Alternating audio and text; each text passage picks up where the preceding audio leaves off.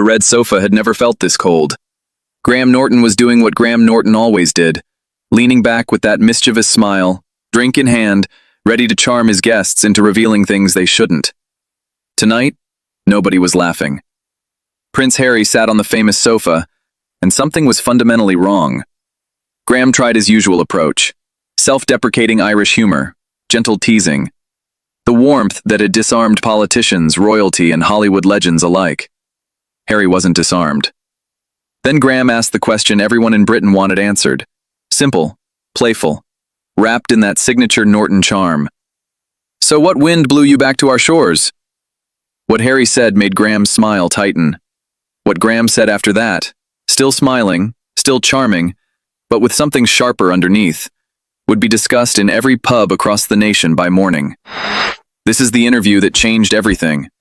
Subscribe now, hit that notification bell, and let's see what happened. The Graham Norton Show studio had its usual Friday night energy, the famous red sofa, drinks flowing, an audience ready for celebrity chaos. Graham had been hosting since 2007. He knew how to make anyone comfortable, how to extract confessions through charm rather than confrontation. Harry arrived with security that seemed excessive for a BBC studio. Multiple guards, handlers, someone whose job appeared to be looking perpetually concerned. He walked onto the set, shook Graham's hand briefly, settled onto the red sofa with controlled posture. "Prince Harry, welcome to the show." Graham. "Oh, we're being formal. I'll try to warm you up.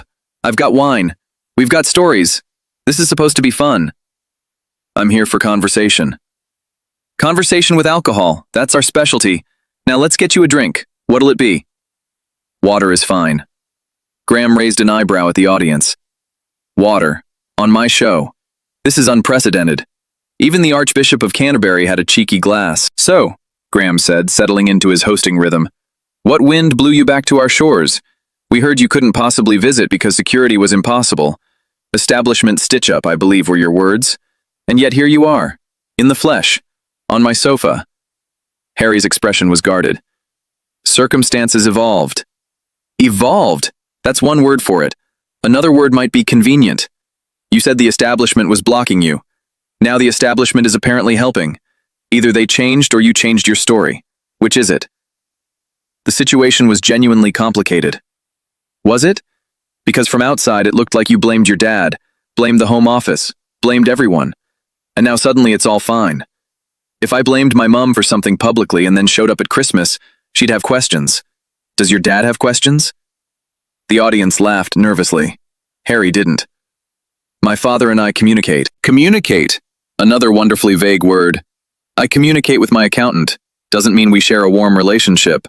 What does communicate actually mean for you two?" "I'm genuinely curious," Graham continued, that twinkle in his eye. "You're bringing the whole family this time. Meghan, the kids. First visit in 4 years. Is this a holiday or a hostage negotiation?" "It's for the Invictus Games." "The Invictus Games that aren't happening until 2027? You're a year early. That's keen. I wasn't aware military precision meant arriving 12 months ahead of schedule." "The countdown events. Countdown events that require the entire family, including children who've never really been here? That's commitment to a countdown. I barely commit to my own birthday countdown. What else is happening?" Harry shifted in his seat. "Family considerations." Family considerations! Now we're getting somewhere. Tell me more about these family considerations. The family you've been estranged from? Or the family you brought with you? Both, potentially. Potentially, so this is exploratory, testing the waters, seeing if Britain still bites. Graham turned to the audience. "We don't bite, by the way. We mostly just make tea and complain about the weather. We're harmless." "Your brother," Graham said, leaning forward with apparent casual interest. "William. Reports say he's not thrilled about this visit. Bolted shut was one description of his door. Another was that he threatened to boycott family events if you're invited. Is that accurate?"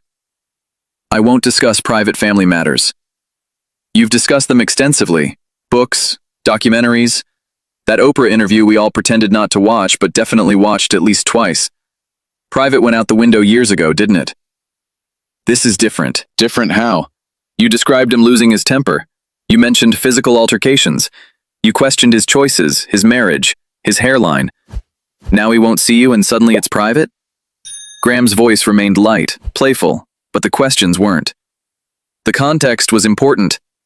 The context was book sales. Let's be honest with each other. The context was a Netflix deal. The context was interviews that paid quite well. Now that the consequences have arrived, the family estrangement, the bolted doors, suddenly context matters differently. Harry grabbed his water. His hand was steady, but his jaw wasn't. I don't want to be harsh, Graham said, though his smile suggested otherwise. I'm Irish. We understand complicated family dynamics. We invented complicated family dynamics. But we also understand accountability. When you slag off your brother on global television, he might be a bit miffed. That's not shocking. That's cause and effect. I told my truth. Your truth. That phrase again. My truth. His truth. Everyone has their truth now. It's very convenient. My truth is that I'm devastatingly handsome and everyone finds me irresistible. Doesn't make it accurate, though I wish it did. The audience laughed. Harry didn't. In Ireland, we'd say you made your bed, meaning, I know what it means. Good. Then you understand why the bed might be uncomfortable now. You criticized your family publicly for years. They're not rushing to welcome you with open arms and a fruit basket. That's not cruelty. That's natural consequence. There were reasons for what I shared. There are always reasons. The question is whether the reasons justified the damage. From outside, it looks like the damage was considerable and the reasons were commercial. The divorce rumors, Graham said, shifting terrain. They're everywhere. Even my hairdresser asked me about them.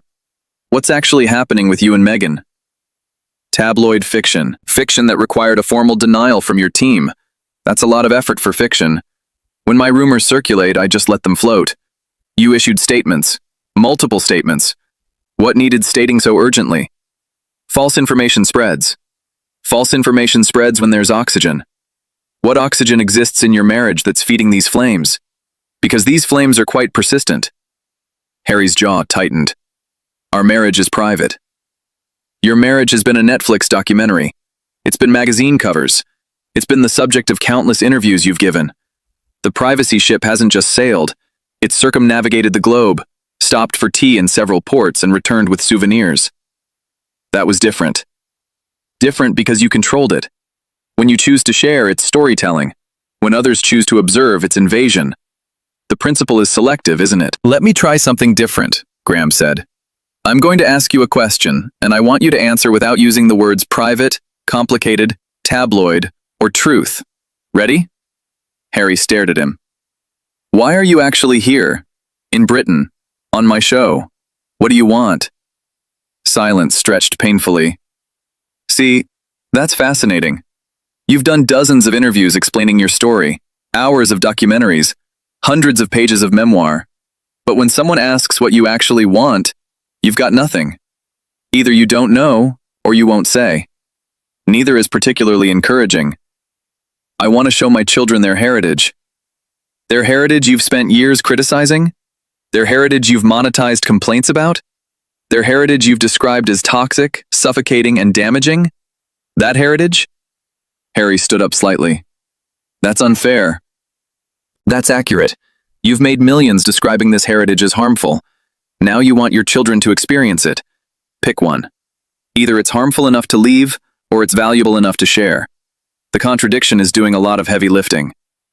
Your children, Graham continued. Archie and Lilibet. They're 7 and 5 now. They've been to Britain exactly once in 4 years. They've met their grandfather, the king, exactly once. How did that happen? Security concerns. Security concerns that are now resolved, which means they were either resolvable all along or never as serious as claimed. You visited Britain multiple times alone. You found security adequate for yourself, just not for them? The risk assessment. The risk assessment that changed the moment you wanted to attend Invictus events? Remarkable timing. Either the assessments were wrong before, or they're wrong now. Which is it? I won't detail security arrangements. You detailed them extensively in court, and lost, multiple times. The details are public record. What I'm asking is why the children paid the price for a dispute you couldn't win. Your father, Graham said. King Charles. He's had cancer. He's 77. He's reportedly trying to reach out. What's actually happening there? We communicate. We've established that communicate is doing a lot of work. Let me be more specific. When did you last have a genuine conversation with your father? Not a briefing, not a logistics call. A conversation where you talked about feelings and family and the future. Silence. The silence is instructive. Most people can remember their last real conversation with their parents. You can't access it. Either it hasn't happened, or it was so long ago it's lost. Our relationship is complicated. There's complicated again. I asked you not to use that word. It's become a shield. Every difficult question gets complicated thrown at it. Complicated isn't an answer. It's avoidance wearing a fancy hat. Here's what puzzles me, Graham said, his Irish accent thickening slightly. I've interviewed hundreds of people on this sofa. Politicians, criminals, people who've done genuinely terrible things. Most of them can eventually laugh at themselves, find some humor in their situation, acknowledge their own absurdity. He looked at Harry directly. You can't. Every question about your choices becomes an attack on you. Every observation becomes victimization. Every attempt at humor gets met with walls. I'm genuinely trying to make this enjoyable for everyone. You're making it impossible. Your questions are hostile. My questions are cheeky. There's a difference. Hostile would be insults. What I'm doing is pointing out contradictions with a smile. The contradictions are yours. The smile is mine. It's how I've always worked. The staff departures, Graham said. Archwell has had, what is it now, 18, 19 departures? Communications directors cycling through. Staff reportedly struggling with conditions. What's happening internally? Every organization has turnover. At that rate? I've had the same production team for years. Most organizations don't hemorrhage staff like that. What are they running from? That characterization is unfair. That characterization is reported, multiple times, by multiple outlets, with specific details about working conditions. Where there's smoke, there's usually tabloid exaggeration. There's tabloid again. It's become your answer for everything. Tabloid, tabloid, tabloid. At some point, the word loses meaning. Not every difficult report is tabloid invention. Some of it might actually be true? Archwell itself, Graham continued. Your foundation, what has it accomplished? Specifically, I'm curious because foundations usually have accomplishments they're proud of. Schools built, policies changed, people helped. What's yours? We focus on systemic change. Systemic change, another phrase that sounds impressive until you ask for details. What system has changed because of Archwell? Our partnerships. Partnerships toward what outcome? I've had charity founders on this sofa. They talk for hours about specific results. They can't stop talking about it because they're proud. You can't start. Why is that? Impact takes time. Impact also takes evidence. After years of operation, surely something measurable exists. One thing. Anything. Silence stretched again. The silence is becoming a pattern tonight. Every time I ask for specifics, there's nothing there. I've talked about you on this show, Graham said, with other guests. We've discussed the whole situation. Some of us were sympathetic initially. The Oprah interview was compelling television. The early stories seemed genuine. He paused. But then the book came out, and the documentary, and the other interviews, and more complaints, and more accusations, and more victimhood. At some point, sympathy becomes exhaustion. We're exhausted. Britain is exhausted. The story never moves forward, it just loops. I've been telling my story. You've been telling the same story, repeatedly, to anyone who'll pay for it. And now you're here, and I'm asking what comes next, and you've got nothing. No new chapter, no growth, no evolution. Just the same grievances with a different postcode. Harry grabbed his jacket. I didn't come here to be mocked. Mocked? Graham looked genuinely surprised. I've been making jokes. That's literally my job description. I make jokes with everyone. Jennifer Lawrence sat on this sofa and laughed when I teased her about falling at the Oscars. Dame Judi Dench laughed when I joked about her memory. Hugh Grant laughed when I brought up his worst reviews. That's what happens here. We laugh together. Graham's voice remained warm but pointed. When someone can't laugh at themselves, there's usually a reason. Either the ego is too fragile to handle examination, or the story they're telling themselves can't survive humor. Which is it for you? My experiences are serious. All experiences are serious and also slightly ridiculous. That's life. That's being human. The combination is what makes us interesting. You've removed the ridiculous entirely. You've become entirely serious, entirely wounded, entirely victim. It's very one note, and frankly, it's exhausting. Harry moved toward the exit. I expected better from British television. Graham smiled. British television expected better from a British prince. We're all disappointed, but I suspect we'll recover faster. Harry paused at the studio door. History will vindicate me. Graham raised his glass. History will note that you walked off a chat show because an Irish comedian made gentle observations about your contradictions. History will note that you couldn't laugh at a single joke in an hour of conversation. History will note that you came to Britain claiming to want reconciliation and couldn't even handle a Friday night sofa conversation. He took a sip. History judges how people handle uncomfortable moments with grace. You handled this by leaving. That's the history being written. Right now. On camera. Harry left. The studio door closed behind him.